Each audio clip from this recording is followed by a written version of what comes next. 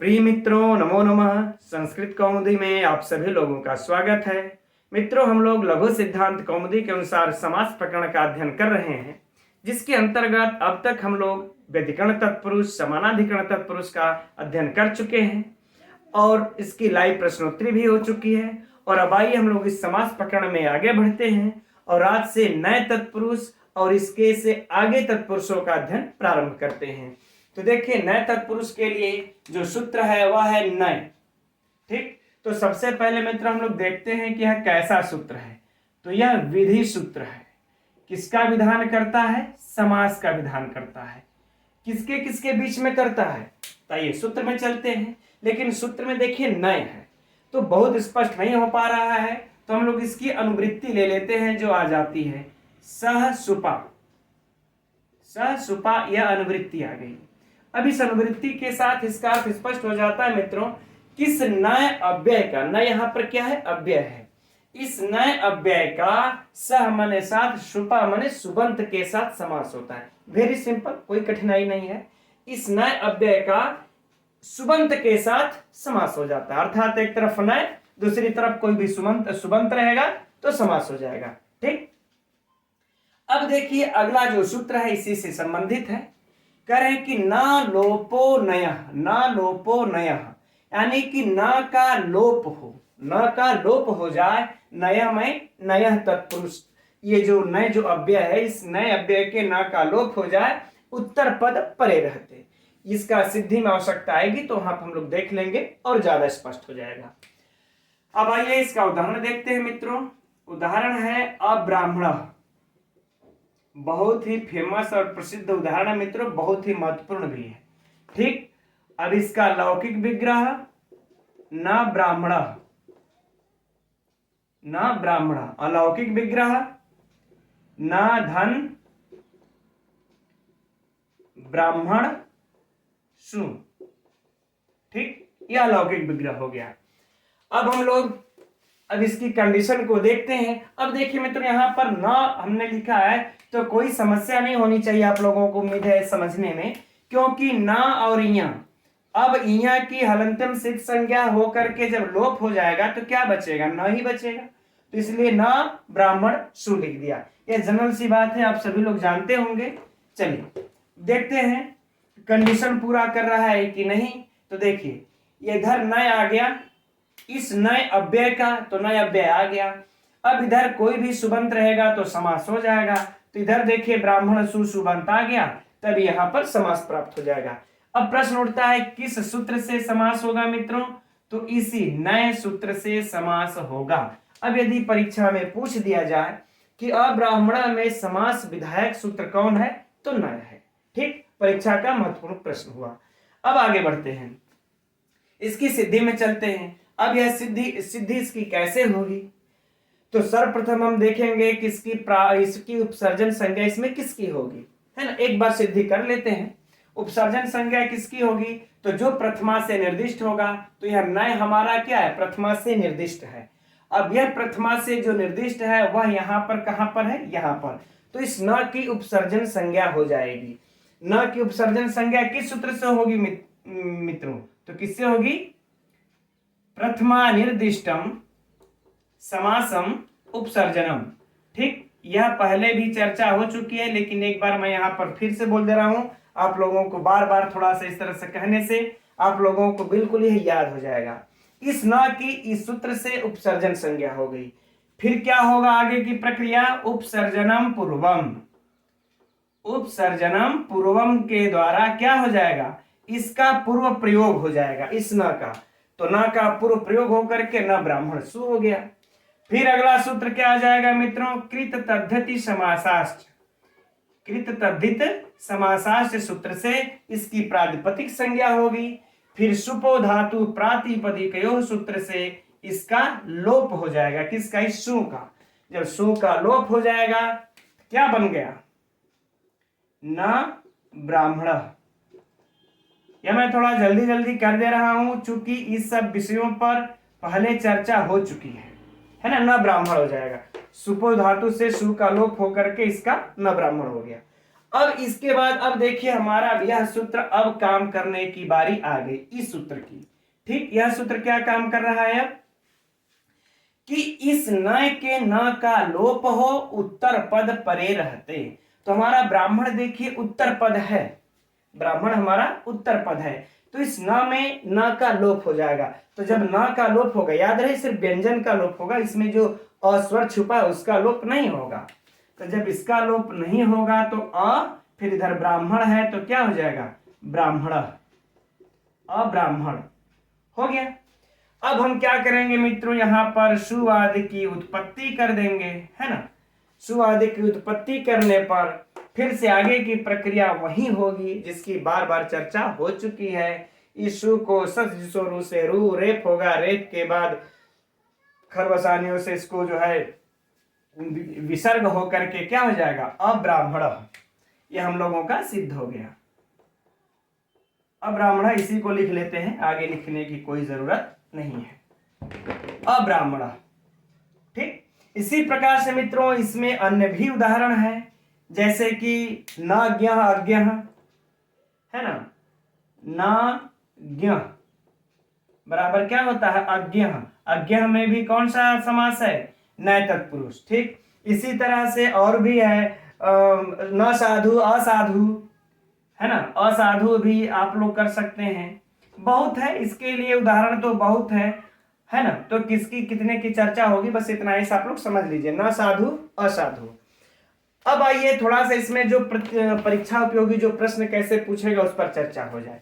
तो देखिए सर्वप्रथम तो अब्राह्मण में कौन सा समास है, तो मित्रों इसमें देखिए नय समास है, नय तत्पुरुष।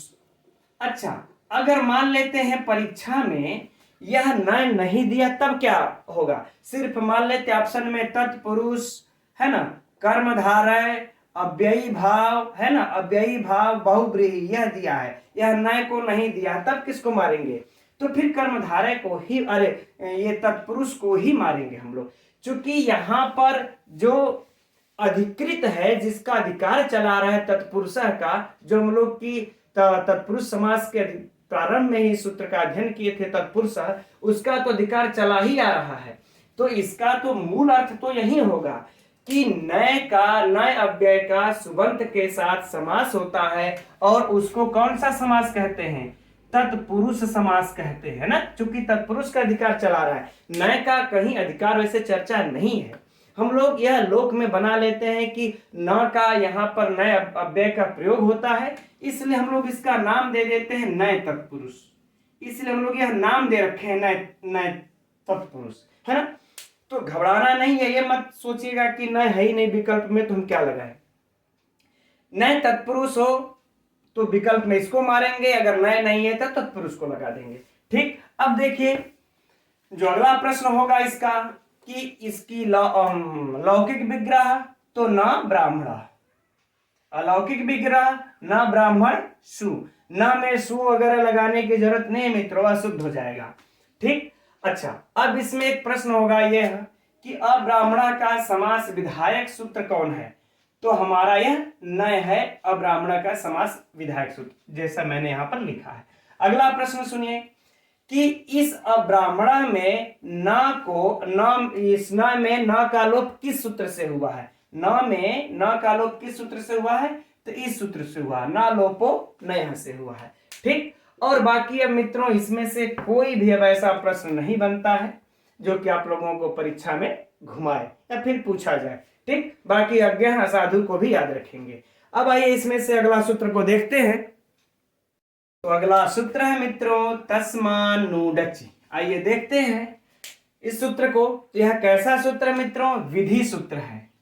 ठीक, विधान करता है, किसका विधान करता है, नुट के आगम का विधान करता है। यह महत्वपूर्ण प्रश्न है मित्रों परीक्षा के लिए, इसको नोट कर लीजिएगा। पूछता है नुट का आगम किससे हुआ है, तो तस्मान्नूडच से हुआ है। अब किस कंडीशन में कहां पर नुट का आगम कर रहा है, तो देखिए सूत्र में चलते हैं। करें कि जिसके नकार का लोप हो चुका हो ऐसे नय के परे यदि अच, यहां पर अच दिख रहा है, यदि ऐसे नय के परे उत्तर पद में अच हो तो नुट, है ना, तब वह नुट का आगम हो जाएगा। अब बातें समझ में आ गई। अब चलते हैं उदाहरण में। देखिए अनश्वः, इसका यह रहा उदाहरण। विग्रह क्या हो जाएगा, लौकिक लौकिक विग्रह न अश्व, अलौकिक विग्रह न धन अश्वसु, अश्वसु, यह हो गया अलौकिक विग्रह। अब यहां पर बाकी प्रक्रिया मित्रों वही होगी। यहां पर देखिए न यह अव्यय आया है और यह सुबंत है, तो यहां पर किस सूत्र से समास होगा बताइए, नय से समास होगा। किससे होगा, नय से ही समास होगा, ये वाले सूत्र से समास होगा। क्योंकि यहां अगर परीक्षा में पूछ दे अनस्वा में किस सूत्र से समास हुआ है, तो तस्मा नुडच नहीं मारना है, क्योंकि यह नुट का आगम कर रहा है। समास तो हमारे इसी नय से ही होगा। अब नय से समास हो जाएगा। फिर बाकी प्रक्रिया वही प्रातिपदिक संज्ञा, प्रातिपदिक संज्ञा के बाद सुपो धातु से लोप, यानी कि वो उपसर्जन संज्ञा, प्रातिपदिक संज्ञा, फिर लोप। लोप, इस लोप हो जाने पर क्या हो जाएगा हमारा, ना धन अश्व। ठीक, अब इस न अश्व के उत्तर पद परे रहते, अब कौन सूत्र हमारा लगेगा, न लोपो नया, न लोपो नया।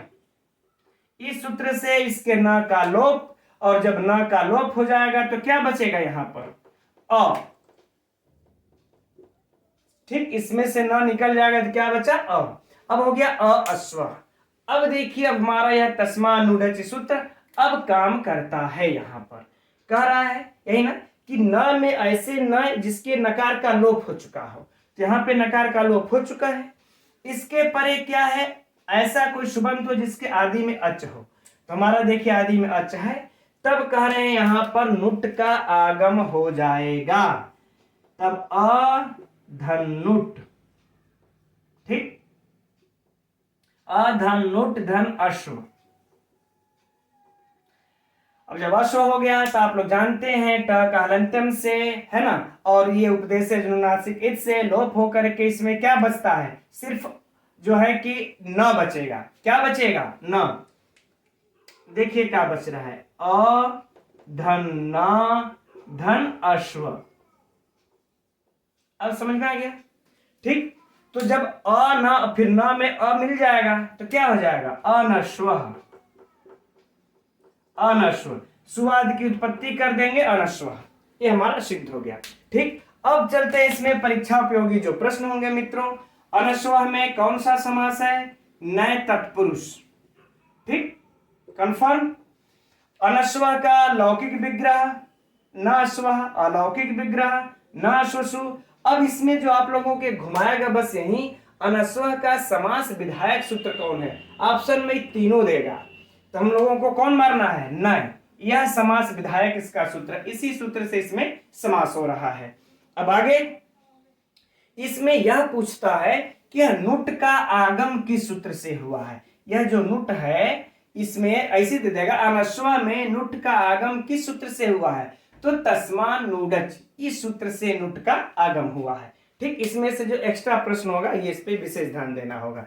ठीक है मित्रों, और बाकी इसके तो और भी उदाहरण है। चलिए अब आगे बढ़ते हैं अगले सूत्र के तरफ।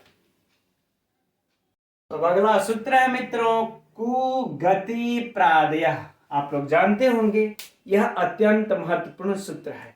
ठीक, तो आइए देखते हैं इसको। तो सर्वप्रथम देखते हैं मित्रों यह कैसा सूत्र है, विधि सूत्र है। ठीक, किसका विधान कर रहा है, समास का विधान कर रहा है, और वह भी नित्य समास का विधान करता है यह, राइट। अब इसका देखते हैं किसके किसके बीच में नित्य समास का विधान कर रहा है। तो चलिए इसके लिए हम लोग फिर से अनुवृत्ति वहीं ले लेते हैं, सहसुपा लिख देंगे तो थोड़ा सा अर्थ समझने में आसानी हो जाएगी। सहसुपा। ठीक, अब अर्थ देखते हैं। कह रहे हैं पहला कंडीशन रखते हैं कि कु शब्द हो, क्या हो, कु शब्द हो। दूसरा कंडीशन रखते हैं कि गति संज्ञक शब्द हो। तीसरा कंडीशन रखते हैं कि प्र आदि शब्द हो। ठीक, यह तीनों कंडीशन हो गया। इन तीनों प्रकार के शब्दों का सहसुपा यानी कि समर्थ सुबंत के साथ समास होता है। यानी एक तरफ इन तीनों में से कोई एक रहेगा और दूसरी तरफ यह समर्थ सुबंत रहेंगे, तो वह नित्य समास हो जाएगा और वह समास तत्पुरुष संज्ञक कहलाएगा। ये अलग की बात है कि हम लोग इसको गति प्रादि संज्ञा दे देते हैं। चलिए अब इसका उदाहरण देखते हैं। कुपुरुषः,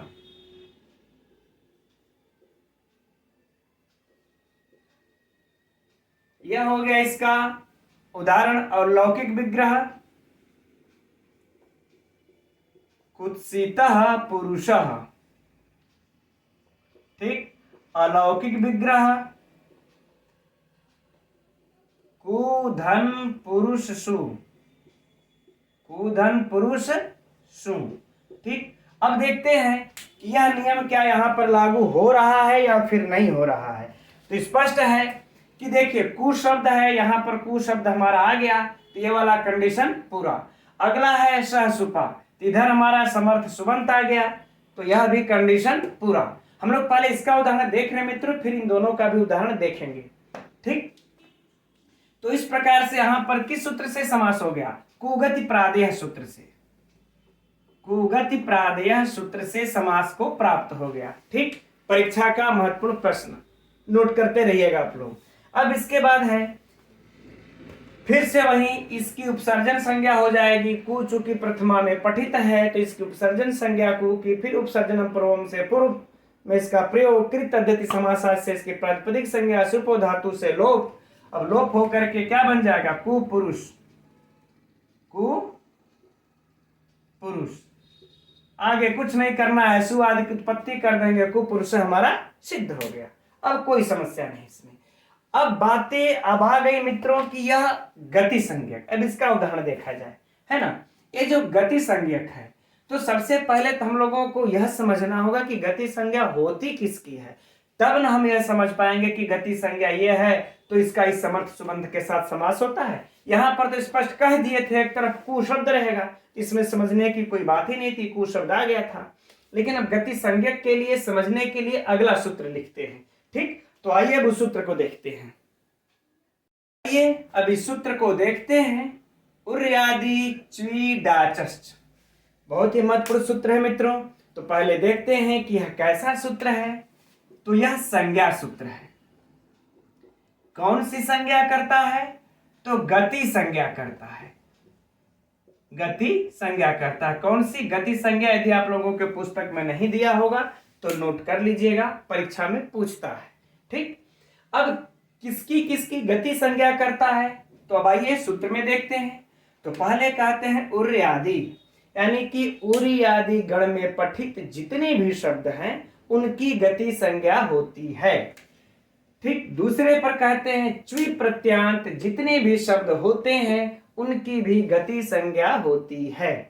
फिर कहते हैं डाच, डाच प्रत्यांत, जितने भी शब्द हैं उनकी भी गति संज्ञा होगी, ठीक। यानी तीन प्रकार के उनको उन्होंने शब्दों को बताया कि इनकी गति संज्ञा होती है। पहला, उर् आदि गण में पठित जितने भी शब्द हैं उनकी गति संज्ञा होगी, च्वी प्रत्यांत शब्दों की गति संज्ञा होगी और डाच प्रत्यांत शब्दों की भी गति संज्ञा होगी। अब इनका देखिए गति संज्ञा जब हो जाएगा तो इस गति संज्ञाओं का, गति संज्ञा सुबंत का इस समर्थ सुबंत के साथ समास होता है। तब हम लोग यहाँ तीन है, तब तीनों का उदाहरण हम लोग देखेंगे। तो सबसे पहले इस पहले का उदाहरण देखते हैं उर् आदि का, फिर च्वी पर चलेंगे। तो उर् आदि का उदाहरण मित्रों है उरी कृत्वा, उरी कृत्वा, ठीक। अब इसका लौकिक विग्रह क्या हो जाएगा मित्रों? उरी फिर कृत्वा, ठीक। अब बात आती है इसका अलौकिक विग्रह। तो अलौकिक विग्रह में उरी सु कृत्वा सु लिखना पड़ेगा। लेकिन मित्रों यह दोनों ही पद अव्यय है। कृत्वा में कत्वा प्रत्यय लगा है तो अव्यय है, और उरी की भी इसी सूत्र से गति संज्ञा के साथ साथ निपात संज्ञा और अव्यय संज्ञा भी हो जाती है। हम लोगों को ऐसा समझना चाहिए। तो इसकी भी जब अव्यय संज्ञा हो जाती है तो एक सूत्र की चर्चा मित्रों पहले हो चुकी है कि अव्ययादाप सुपः, कि जब जिसकी अव्यय संज्ञा हो जाती है उसके सुप का लोप हो जाता है।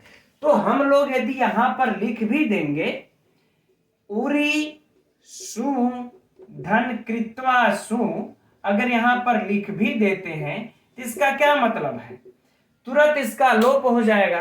अव्ययादाप सुपा से, चूंकि दोनों ही अव्यय है तो ये इनके लिखने का यहाँ पर कोई मतलब ही नहीं है, अतएव हम लोग इसको ऐसे ही रहने देते हैं। ठीक, अब इसी पे हम लोग अब समास अब कर लेते हैं, आगे समास की प्रक्रिया को बढ़ाते हैं। तो अगर अब इसकी देखिए, उरी की उपसर्जन संज्ञा होकर के उपसर्जन पूर्वम से पूर्व में प्रयोग, और उसके बाद अब सुपो धातु का तो लोप करने की बारी ही नहीं है, तो हम लोग इसको सीधे सीधे अब मिला देते हैं। हो गया उरी कृत्वा, राइट। अब मित्रों यहां पर कुछ आप लोगों के लिए अपरिचित सा सूत्र नजर आएगा, उसका काम आएगा। सूत्र है समासे नए पूर्वे कत्वा लेप, है ना, ये सूत्र है। अब यह कत्वो लेप होगा, कत्वो लेप, है ना। अब यह सूत्र क्या कहता है, देखते हैं। कह रहा है कि देखिए, समास माने समास में और उसके बाद न, यानी कि नए समास को छोड़ करके भिन्न समास में कत्वो लेप, कत्वा को लेप आदेश हो जाए, कत्वा को लेप आदेश हो जाए, तो हमारा जो उरी कृत्वा है यह तो नए समास है नहीं, यानी कि नए से भिन्न है। तो इस सूत्र से के अनुसार इस कत्वा को लेप आदेश हो जाता है। जब लेप आदेश हो जाएगा तो लेप में हमारा क्या बचता है, इस लेप में हमारा क्या बचता है, यह ही तो बचता है। तो जब यह बचता है तो हम लोग आइए अब उरी फिर क्री फिर ये बन गया हमारा। आगे बात है समझ में। अब उरी क्री यह बन गया, तो यहां पर मित्रों एक और सूत्र हमारा आ जाता है अब, हरस्वस्य पिति किति तुक। इस सूत्र को आप लोग जानते होंगे, हरस्वस्य पिति किति तुक, पिति कृति तुक। यह सूत्र क्या कहता है कि तुक का आगम हो, यदि हरस्व धातु हो, धातु का अंतिम में अगर हरस्व हो तो, और उसके बाद हरस्व धातु हो एक तरफ, उसके बाद यदि पित्त हो चाहे कृत प्रत्यंत का कोई शब्द हो, ठीक, तब इस तुक का आगम कर देना चाहिए। तो यहां पर देखिए कि हमारा यहाँ पर क्री हरस्व धातु है, धातु के अंत में रिकार जो है वो हरस्व है। इस हरस्व रिकार होने के कारण अब इसके बाद देखिए कंडीशन क्या रखा है, या तो पित्त हो या फिर कृत प्रत्यय हो, या तो फिर कोई ऐसा प्रत्यय हो जिसका प इत हुआ हो। तो हमारा पित्त तो यहाँ पर नहीं प्राप्त होता, लेकिन कृत तो प्राप्त हो जाता है, क्योंकि कत्वा हमारा ये कृदंत प्रकरण के अंतर्गत ही आता है। तो ये हमारा कंडीशन पूरा हो गया, हरस्व वाला और ये इस कृदंत वाला। अब इस तुक का आगम कर देगा, तो तुक का हम यहां पर कर लेंगे आगम। तो जब तुक का आगम करेंगे मित्रों, तो इस तुक में क्या बचता है, क की संज्ञा होकर के लोप, उ का भी संज्ञा होकर के लोप, बचता क्या है इसमें, हम लोगों का त ही बचता है, आधा त ही बचेगा। तो हम लोग यहां पर आधा त लिख लिए, यानी कि उरी कृत्य हो गया। आगे बात समझ में। अब हम लोगों का उरी कृत्य जो यहां पर भी देखिए हमने गलत लिखा हुआ है, उरी कृत्वा नहीं रहेगा, उरी कृत्य रहेगा। ठीक, इसको शुद्ध कर लीजिएगा आप लोग भी, उरी कृत्य। अगला जो उदाहरण है उरी कृत्य बनता है, तब हम लोगों का देखिए उरी कृत्य बन गया। अब जब उरी कृत्य बन गया तो अब इसमें फिर अब सुआदि की उत्पत्ति करनी पड़ेगी, लेकिन उससे पहले मित्रों एक और सूत्र आ जाता है, हम लोगों को उसको भी ध्यान में रखना होगा। क्या, कत्वा तोषुन कसुन, यह सूत्र आ जाता है। यह सूत्र क्या अब कहता है, कहता है कि यदि कत्वा प्रत्यय अंत में हो, चाहे तोषुन प्रत्यय अंत में या कसुन प्रत्यय अंत में हो, तो इसकी अव्यय संज्ञा हो जाती है, उस शब्द समुदाय की अव्यय संज्ञा। यानी यह शब्द जो है, यह सूत्र अव्यय संज्ञा कर रहा है, किसकी, उरी कृत्य की, यानी पुनः पूरी उरी कृत्य की अव्यय संज्ञा हो जाती है।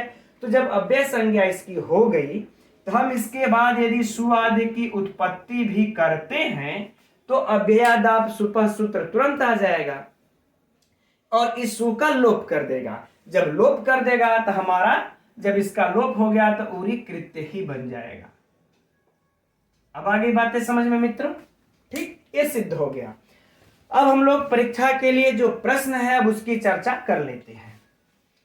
पहला प्रश्न यह होगा कि उरी कृत्य में कौन सा समास है। तो इसमें मित्रों ये जो गति है तो हम लोग गति तत्पुरुष लगा लेंगे। क्या लगाएंगे? गति तत्पुरुष।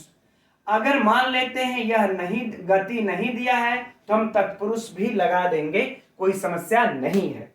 ठीक, ये तो गति तत्पुरुष हमने नाम इसका रख दिया हम लोगों ने। अब उरी कृत्य में किस सूत्र से समास हुआ है यह तो चर्चा हम यहाँ पर करना ही भूल गए, है ना।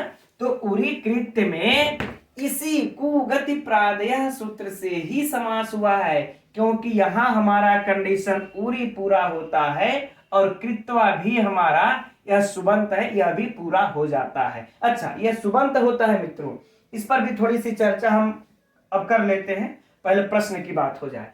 तो इसके साथ समास हो जाएगा, किससे होगा? कुगति प्रादेय।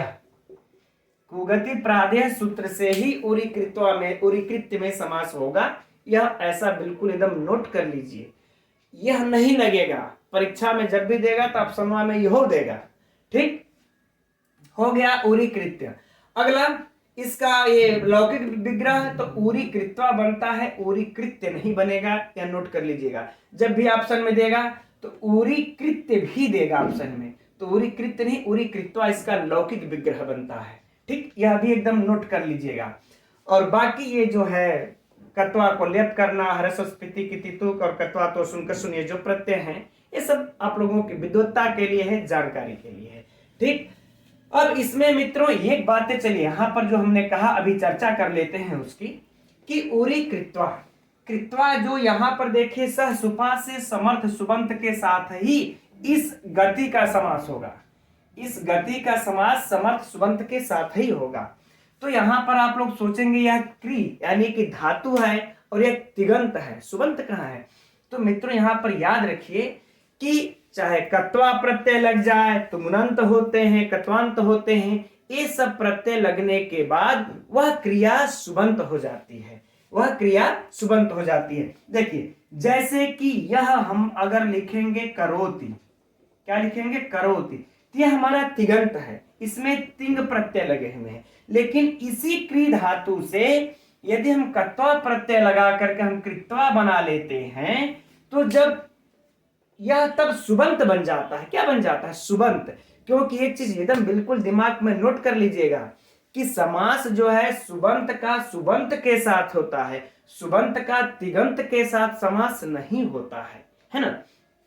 तो ये सुबंत है। अगर यहां पर अगर हमारा अगर उरी आ जाएगा तो अब हम इस उरी का करोति के साथ समास नहीं करेंगे।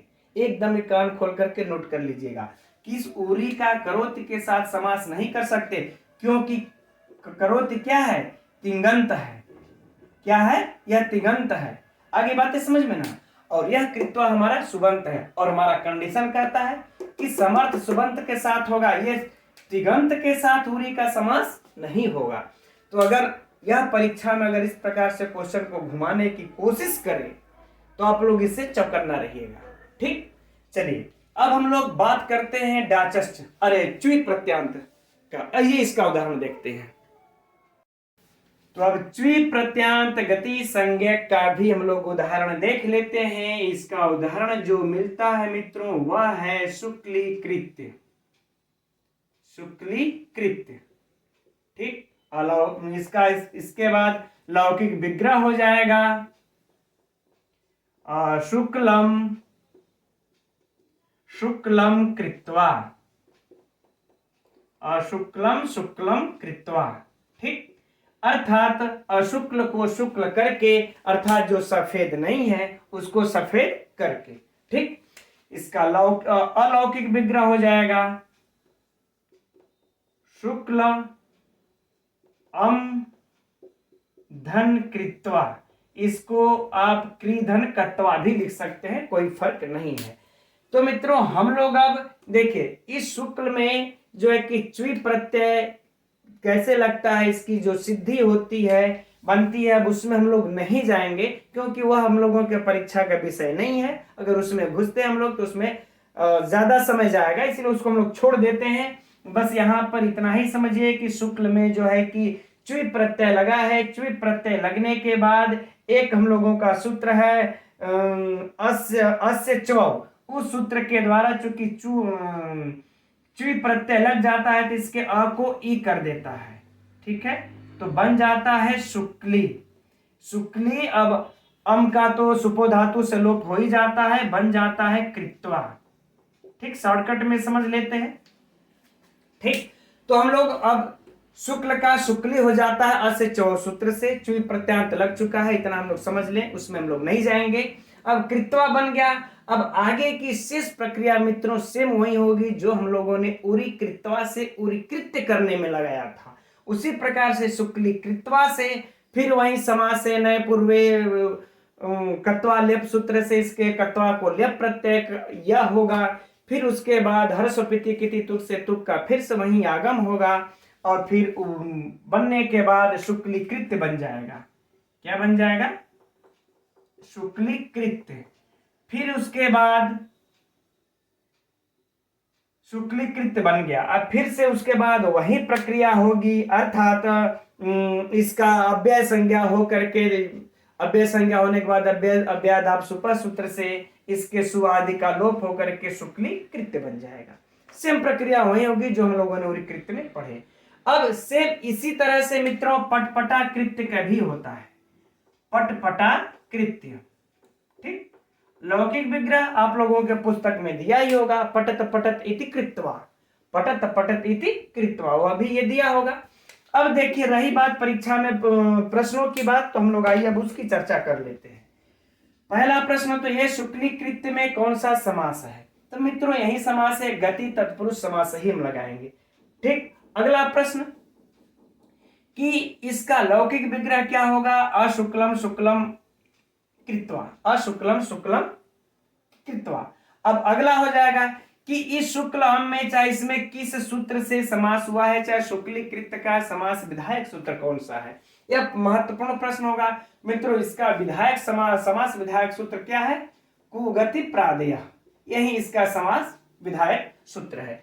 अब बाकी वही बातें पटपटाकृत्य के साथ भी होंगी, तो मुझे नहीं लगता अब इसमें और भी कुछ प्रश्न बनेगा जो आप लोगों को परीक्षा में उलझा सकता है। ठीक, चलिए अब हम लोग अगला सूत्र देखते हैं। आगे अब हम लोग इस वार्तिक को देखते हैं मित्रों।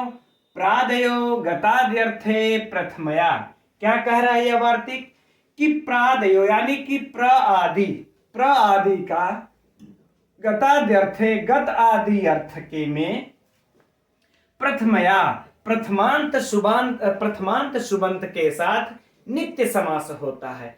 फिर से एक बार देख लिया जाए कि गत आदि अर्थ में एक तरफ क्या रहेगा, यहां से हम लोग पार्टीशन कर लेते हैं।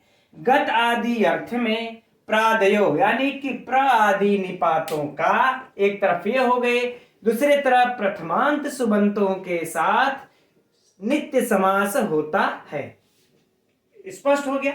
अब देखते हैं इसके उदाहरण को मित्रों। है उदाहरण क्या? प्राचार्य, प्राचार्य। ठीक, अब लौकिक विग्रह प्रागतः आचार्य, चूंकि इसका तो मित्रों अब जब नित्य समास होता है तो स्वपद विग्रह तो होगा नहीं, अश्वपद विग्रह ही होगा, तो अश्वपद में इसका हम लोग प्रागतः आचार्य ले लेंगे। ठीक, लौकिक विग्रह प्रधन आचार्य सु, प्रधन आचार्य सु। अब हम लोग यह देखते हैं कि जो हम लोगों का यह वार्तिक कहा वह इसमें लागू हुआ कि नहीं। तो देखिए इसका तब हिंदी देख लेते हैं, तब स्पष्ट समझ में आएगा कि दूर गया हुआ आचार्य, दूर गया हुआ आचार्य, राइट। तो अब देखिए, तो यहां पर है देखिए दूर गया हुआ, गया हुआ अर्थात यह गत अर्थ में है ना, तो जो यहां पर हमारा प्र निपात आया है यह किस अर्थ में है? गत अर्थ में। कि दूर गया हुआ। तो जब यह गत अर्थ में है तो हमारा जो प्रादयो गताद्यर्थे जो पहला पक्ष था, पहले पद के लिए यह पूरा हो गया कि प्र आदि आया है, प्रादयो प्र आदि यहाँ पर दिख रहा है, गताद्यर्थे गत आदि अर्थ में भी है। अब दूसरा पक्ष है जो प्रथमया, प्रथमांत सुबंत होना चाहिए, तो आचार्यसु या प्रथमांत सुबंत मिला हमको। अब हमको इस वार्तिक से नित्य समास प्राप्त हो जाएगा। किस वार्तिक से मित्रों? प्रादयो गताद्यर्थे, है ना, इस वार्तिक से। अगर परीक्षा में पूछ दे कि प्राचार्य में किससे नित्य समास हुआ है, तो कुगति प्रादय नहीं लगाना है। याद रहे ऑप्शन में यह भी देगा कंफ्यूज करने के लिए, तो एकदम नोट कर लेना है अपने नोट्स में कि प्रादयो गताद्यर्थे प्रथमया सूत्र से ही प्राचार्य में नित्य समास हुआ है। ठीक, अब बाकी नित्य समास हो जाने पर आगे की क्रिया मित्रों बाकी शेष वही। प्र की प्रादयो के कारण उपसर्जन संज्ञा, उपसर्जनम से इसका क्या हो जाएगा? पूर्व जो है प्रयोग हो जाएगा। क्या हो जाएगा? यहाँ प्राचार्य। क्या हो जाएगा? प्राचार्य। अब इसके बाद सु आदि की उत्पत्ति कर लेंगे हम लोग, प्राचार्य सिद्ध हो गया। ठीक, इसी तरह से इसके अन्य भी उदाहरण बनते हैं मित्रों, जैसे प्रपितामह, प्रपितामह, है ना, यह भी बनता है। अब यदि जैसे प्र आदि बोले हैं तो प्र के साथ साथ और भी तो बन जाएगा ना, तो यानी बी निपात भी बनेगा, बी पक्ष। क्या बन जाएगा? बी पक्ष, यह भी बनेगा हम लोगों को, तुम लोगों को यह भी याद रखना है। और क्या बन जाएगा इसका? प्रवीरः, है ना, प्रवीरः। इस प्रकार से इसके अनेक उदाहरण है मित्रों। प्रहस्तः, अपहस्तः, इस प्रकार से कई उदाहरण है। अब हम लोग बात करते हैं मित्रों परीक्षा के लिए प्रश्नों का। ठीक, तो सबसे पहले तो यह पूछा जाएगा प्राचार्य में कौन सा समास है ना। तो देखिए यहां पर हम लोग यह स्पष्ट कर देना चाहते हैं आप लोगों को। देखिए कु का हम लोगों ने कुपुरुष इत्यादि पढ़ लिया, गति में हम लोगों ने उरीकृत्य, शुक्लीकृत्य, पटपटाकृत्य पढ़ लिया। अब बचा था हम लोगों को प्रादय यानी कि प्र आदि का। तो इसी प्रादय के लिए ही इसी सूत्र में जो है कि महाभाष्य में यह वार्तिक पढ़ा गया है।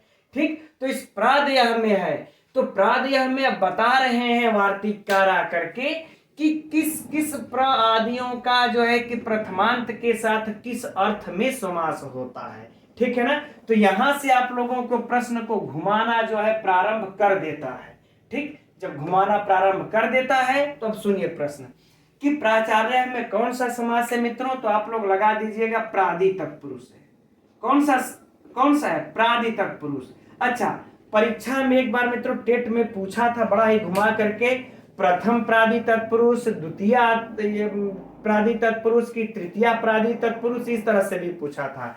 तो इसका हम लोगों को यह ध्यान देना होगा कि यहाँ पर आगे और भी वार्तिक है, प्रथमया, द्वितीया, तृतीया, चतुर्थी, पंचमी का सब में बताएंगे आगे जाकर के। यह तो हम लोगों को यह ध्यान देना होगा कि यहाँ पर प्रथमया है कि द्वितीया है कि तृतीया है। यदि प्रथमया है तो यह प्रथम प्रादि तत्पुरुष होगा।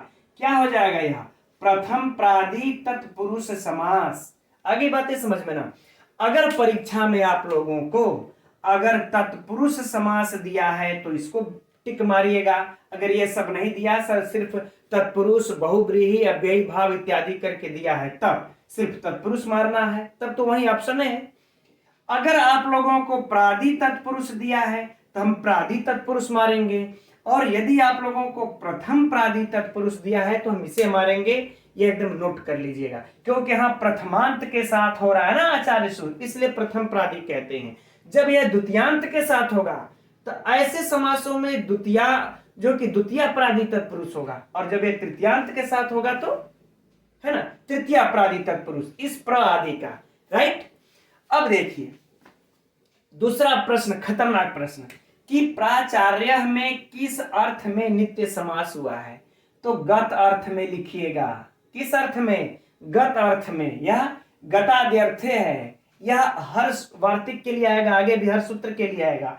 तो गत अर्थ में इसमें जो है कि समास हुआ है, नित्य समास। यह दो प्रश्न मित्रों बहुत बहुत महत्वपूर्ण, इसे एकदम नोट कर लीजिएगा। अब आगे है इसका लौकिक विग्रह। तो जान रहे हैं अश्वपद विग्रह होता है तो प्रगत आचार्य, और जब लौकिक विग्रह होगा तब प्र आचार्य सु, यह। और बाकी इसमें कोई और वैसा विशेष प्रश्न नहीं है, लेकिन यही 2 प्रश्न बड़े खतरनाक है, उलझा के धराशायी कर देते हैं अच्छे लोगों को। अब बाकी ये जितने भी उदाहरण हम बोल रहे हैं इसमें भी यही स्थिति इसकी होगी। अब इस प्रादीय में मित्रों और भी आगे है, प्रथमया के बाद द्वितीया, तृतीया, चतुर्थी, पंचमी। तो अब हम लोग अब इसका कल अध्ययन अब करते हैं द्वितीया से ना। अत्यादि क्रांतादि अर्थे द्वितीया, यानी अति आदि का क्रांत अर्थ में द्वितीया प्रादि तत्पुरुष होता है। ठीक, उसको कल देखा जाएगा। ठीक मित्रों, अब हम लोग कल मिलते हैं 7:30 बजे फिर इसी समय। नमो नमः।